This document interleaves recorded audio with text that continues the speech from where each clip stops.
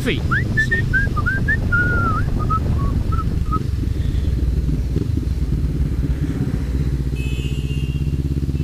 Oh, hello.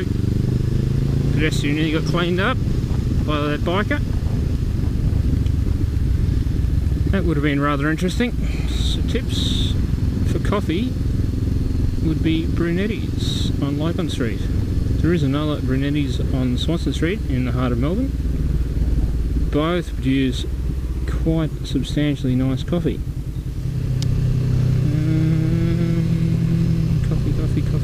Coffee. Not there. Where the fuck are we?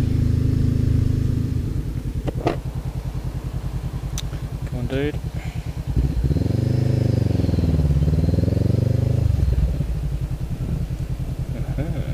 Perfecto.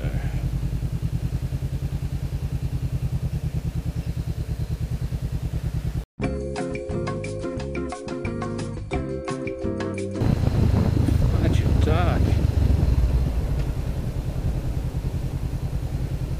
Oh, they're changing mine.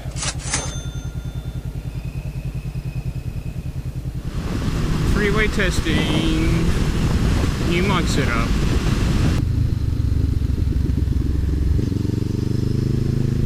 Ooh, nice and pitch black. Should be interesting.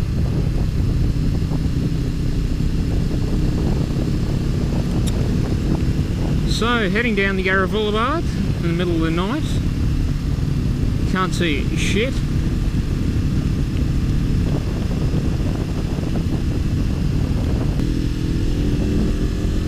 Whose idea was it to come this time of the day to the Yarra Boulevard? Freaking crazy. Freaking crazy. Well, we can see some more trees with the high beams. Road wide, yeah, see a little bit more road. Oh yeah, that makes a difference.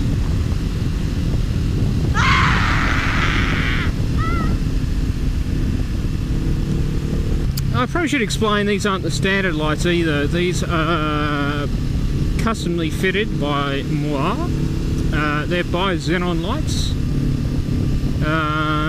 Supposedly very similar to the BK Moto lights that you also find on the CBR500s. CBR, CBF, etc, etc.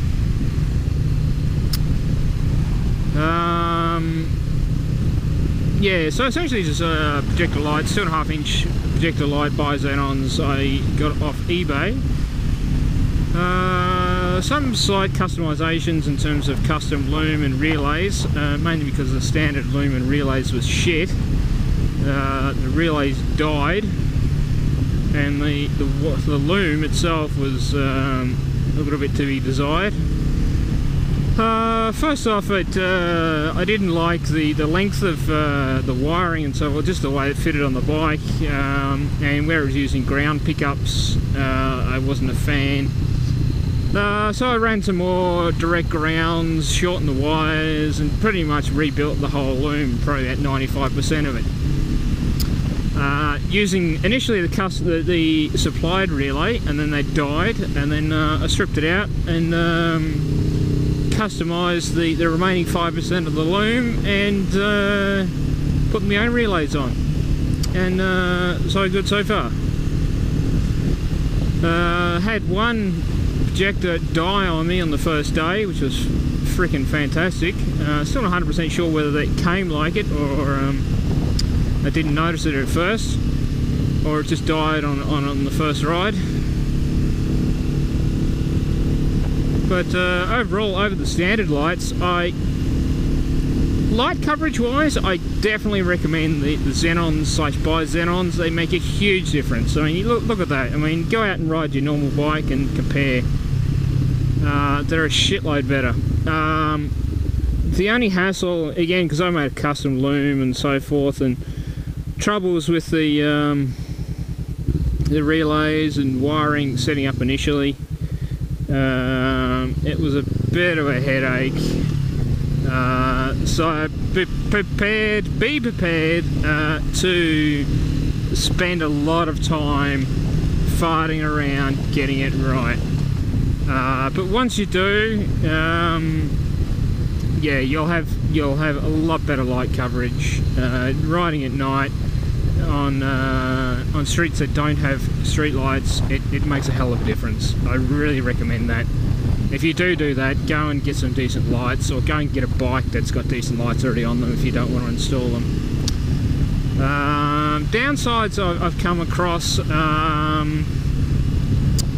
is, yeah, as I said, I've had some dramas with it, not only in the wiring, the relays, but these came with angel eyes, and on 2 separate occasions the angel eyes fell off. Yeah, so on one projector light, the one angel eye fell off, took the whole thing apart, which is a big job after you've already sealed it up and gone nuts with the sealant. And then the other projector, the other angel eye fell off on the other projector shortly after, which was fantastic because I just done the first one, fixed the first one, and had to take the whole freaking thing again apart after I'd already gone 10 times nuts on the sealant again. Mainly because when you take the headlight assembly apart, you have to heat it up and kind of separate the seals and so forth, and I was probably being a little bit aggressive with the screwdriver, and the seals was a little bit mangled, so to compensate I just went nuts with some sealant around there to make sure it was all watertight. So that was fun, but having said that, after supposedly having it nice and sealed, I don't know, perhaps I've had some condensation or something inside the light, because there's some nice stains inside the projector lights. It doesn't look the most attractive. It looks like it's, you know, someone's took a dump on the inside of the lights. So the only real way of getting to that is taking it apart and cleaning it again, which is, again, as kind of mentioned, it's a big freaking job. Don't want to do that, and I think I'm just going to have to put up with it. Yeah, not 100% sure why. Yeah, someone suggested I had condensation when I put the headlight assembly back together again. Yeah.